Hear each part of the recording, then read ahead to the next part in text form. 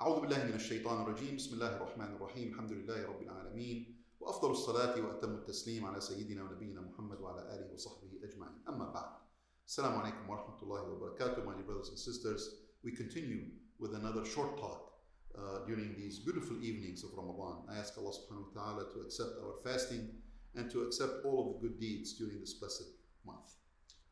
I want to talk today about the relationship between husband and wife. And really, it's very important to recognize that marriage is really a partnership. There are two people who come together, who never lived with each other previously, and suddenly they have to work together to build a family. And sometimes there are things that happen that interrupt or impact the ability for them to work together in a constructive way. The most common and the most devastating thing that can happen is a tragedy, such as a sick child, or the loss of a child, or sometimes the loss of a parent, whatever it may be, or illness that afflicts one of them, can put a strain on the relationship, can make it very difficult, and requires careful consideration from one to the other. Another situation that can impact the relationship between husband and wife is financial trouble. Anytime there's financial difficulty in the family, that creates tension because, of course, we all need resources, and if those resources are very limited or they're very small, then that creates difficulties. One of the parties wants something, the other says we cannot afford it, and there is conflict. Whether it's the man or the woman, it varies from time to time, but I can tell you that this is an extremely common problem and often results in difficulties between husband and wife. And that's a whole discussion, and maybe we'll touch on it a little bit later in the month. But I want to share with you today the story of two Muslim families, and one of the Muslim families was struck by a tragedy, and the other one was struck by financial difficulty. And I want to share with you the relationship between the husband and wife. The first story is narrated in Al-Bukhari, and it's the story of Abu Talha radiallahu anhu. He was one of the great Sahaba of Rasulullah sallallahu alayhi wa sallam. And Abu Talha had a son. He and his wife, they had a son, and the son was very sick. He suddenly became ill. Abu Talha radiallahu anhu, he had left the house to go and try to find some medication or try to get some help for his son. And by the time he came back, while he was gone, the son died. SubhanAllah, the young child died. When Abu Talha walked into the house, he looked at his wife. Her name was Sulaym. He said, how is my son? So he came back and he's wanting to find out how the son is doing. And Sulaym said, Askana ma kan. He is the quietest he has ever been. You know, when kids are sick, they cry, they're not happy. And she told him, this is the quietest he's been. SubhanAllah. And then she put some food. She recognized that her husband was extremely anxious and very agitated. He's worried about his son. And she saw that anxiety in him. So she decided to fix him some dinner, and she put some dinner for him. And he was hungry. You know, sometimes when people get anxious, they want to eat. They become hungry, they want to eat more. So he had his dinner. And then, while he was having his dinner, she wore some nice clothes, maybe put some makeup on. In Arabic, they say tazayyana. She made herself a little bit more beautiful in his eyes. And she began to come close to him. And they were husband and wife, and they had both been very stressed because of the son who was sick.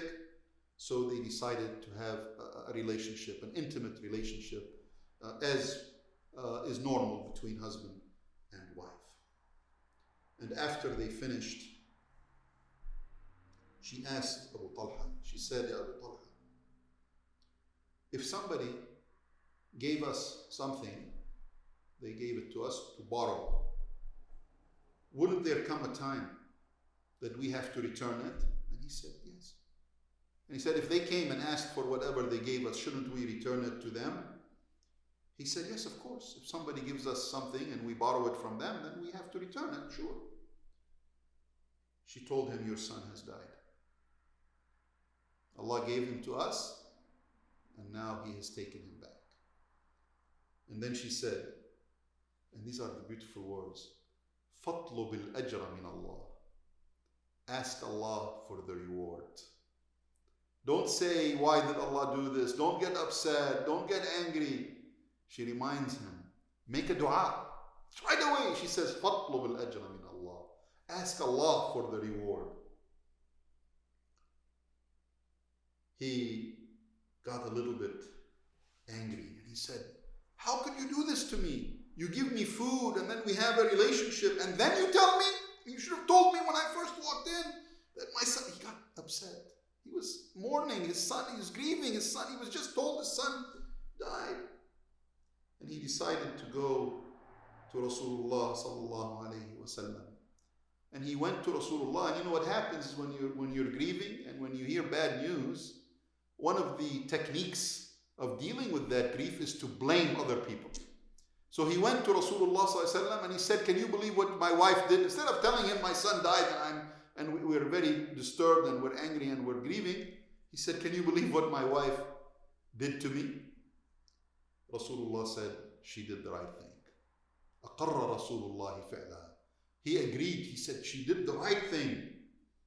And then he said to him, Barakallahu laylatukuma.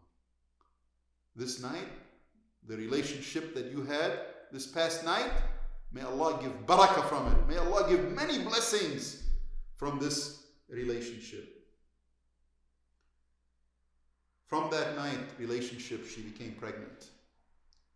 And they had a son. They brought the son to Rasulullah sallallahu alaihi wasallam, and Rasulullah named that son. He named him Abdullah. Abdullah ibn Abi Talha. Abdullah ibn Abi Talha. He, Abdullah ibn Abi Talha, had 9 children. Subhanallah. All of them memorized the Quran. Subhanallah. This is from the dua of Rasulullah, 3 words. May Allah bless them, bless this night. Subhanallah. All of them memorized the Quran. Subhanallah. You know, it's when tragedy strikes a family, and this happens perhaps more frequently than you might think. Sometimes it's the death of a child, sometimes it's a sick child, sometimes it's a sick parent, sometimes it is another situation that causes a lot of stress. It's important that the husband and wife support each other. In this particular case, it was the wife supporting the husband. And that's really quite critical. That should be the critical time where the husband and wife don't fight with each other, where they are actual true partners, working together to get past the difficulty. The difficulty is happening and Allah will get them past it. But they have to work together. And when they do that, Allah will bless them. When they help each other, Allah will bless them. The same way Allah blessed these 2 Sahaba. I want to share with you another story. This is a beautiful story in which Allah revealed Quran. So when Allah reveals Quran, we know it's important. This story is critical and important for us to understand.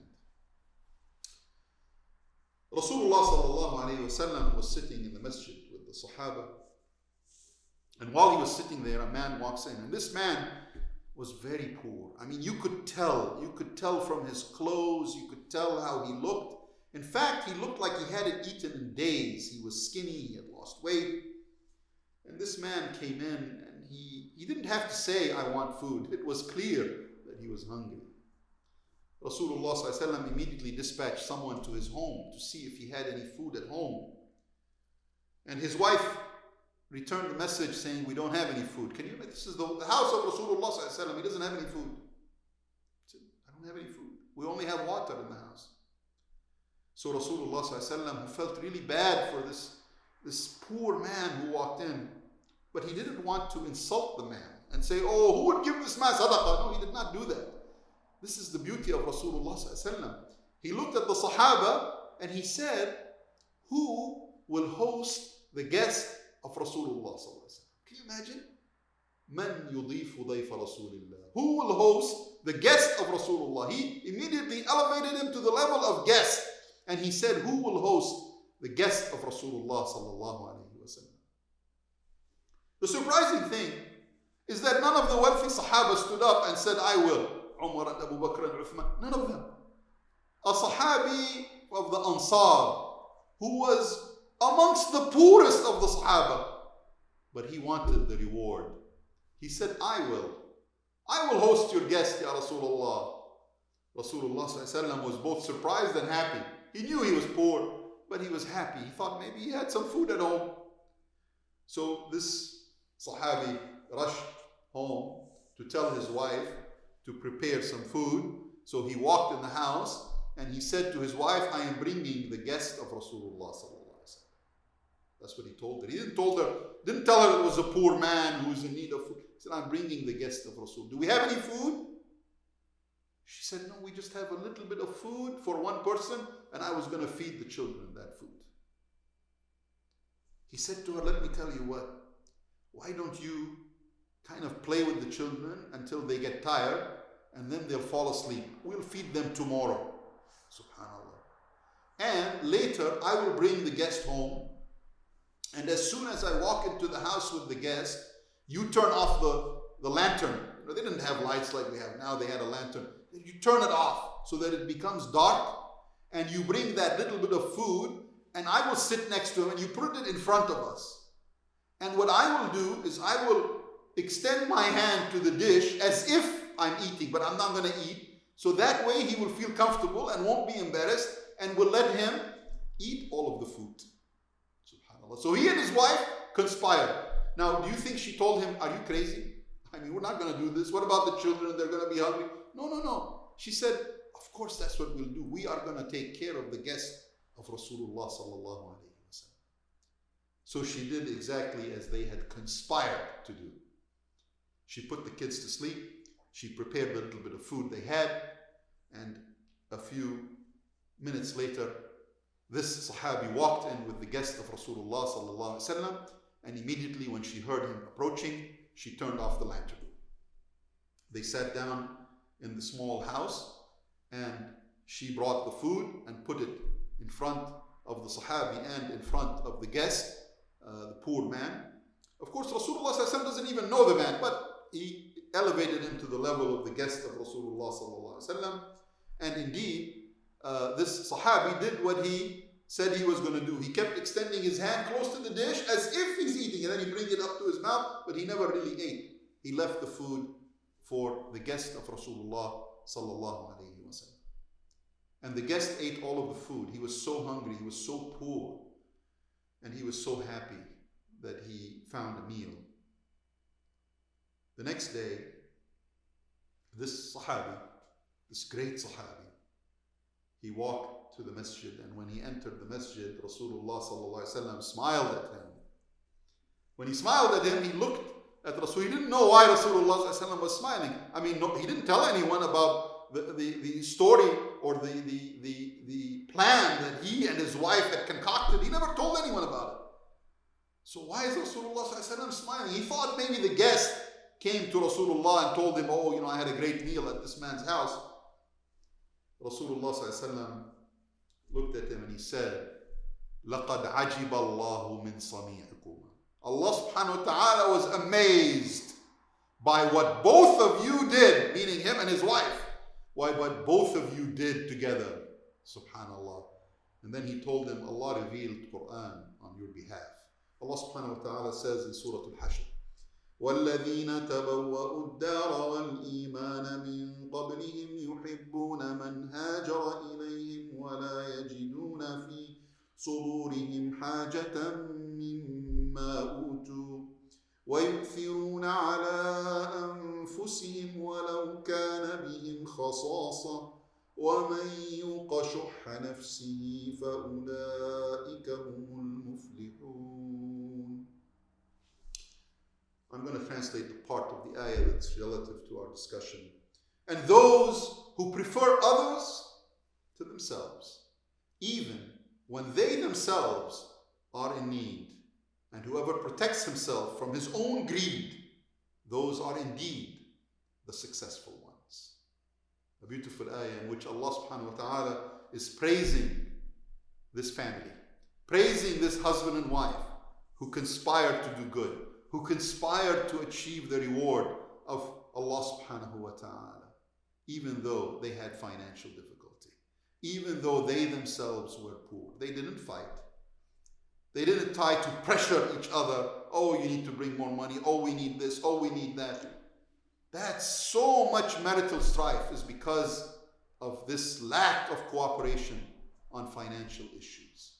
And this story should be a guide for Muslim families who are facing financial difficulties. I ask Allah subhanahu wa ta'ala to give everyone an increase in their rizq.